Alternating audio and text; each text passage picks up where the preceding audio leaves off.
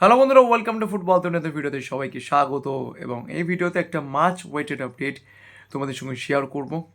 যেরকমটা চেন্নাই এফসি ম্যাচের আগে বলেছিলাম যে ইস্ট বেঙ্গল একজন ফরেনারকে চূড়ান্ত করে ফেলেছিল এবং তাকে প্রি কন্ট্রাক্টও পাঠানো হয়, যেটা বারবার আমি দাবি করেছি এবং আমার চ্যানেলে এসে অন্যরাও দাবি করেছেন। তো যাই হোক, তো চেন্নাই এফসি ম্যাচের পর কিন্তু ইস্টবেঙ্গল তাদের প্ল্যানিং চেঞ্জ করে এবং যেহেতু ভাবে যে আইএসএলে সেরকম আর কোনো পসিবিলিটি নেই, তো সেই জন্য আহ, যেখানে মানে বলা যায় kind of valueless match East Bengal এই মুহূর্তে খেলছে, তো সেই জন্য একজন নিউ ফরেনারকে নিয়ে এসে তার টাকা কেনই বা ক্লাব দেবে। উল্লেখ্য এখানে বলা ভালো, মেসি বলের টাকাটা কিন্তু ইনভেস্টার দেয়নি, পুরোটাই কিন্তু ক্লাব বিয়ার করছে। তো এবার এখান থেকে একটা কোশ্চেন আসতেই পারে, তাহলে কি মার্চের আগে সেই ফরেনারকে নিয়ে আসতে পারে ইস্টবেঙ্গল? সূত্রের খবর, ইস্টবেঙ্গল কিন্তু একজন বিদেশির সঙ্গে কথাবার্তা বলছে এবং সেটা সেই বিদেশি হতে পারে বা অন্য কোনো বিদেশি হতে পারে। এই রকম কোনো ফরেনারের সঙ্গে কিন্তু ইস্টবেঙ্গল কথাবার্তা বলছে এবং তিনি ডিফেন্সের প্লেয়ারই হবে, কারণ খুবই স্বাভাবিক, আর তো অফেন্স বা মিডফিল্ডে প্লেয়ার নেওয়ার মতো কোনো জায়গা নেই। তো হেক্টর উস্তে তিনি স্লো, এবং আমরা আজকে সকালবেলা যে লাইভটা করেছিলাম আরকাদাক এফসি ম্যাচ নিয়ে, সেখানে বলেছিলাম যে আরকাদাক যেরকম টিম, তাদের এগেনস্টে হেক্টর উস্তের স্পিড নিয়ে কিন্তু একেবারেই খুব একটা হবে না। তো সেক্ষেত্রে একজন স্পিডি ডিফেন্ডার কিন্তু দরকার।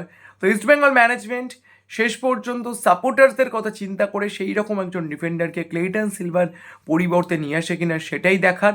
তো এই দিকে কিন্তু আমাদের নজর থাকবে। Few exciting days will be coming up, এইটুকু বলতে পারি। তার কারণ সামনের ডেজগুলো এই কারণেই খুব এক্সাইটিং হতে চলেছে।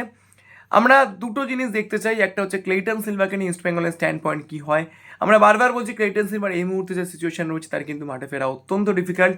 আমি জানি না ম্যানেজমেন্ট তাকে ফেরানোর জন্য একদম লাস্ট কোনো ট্রাই করবে কিনা, আই ডোন্ট নো।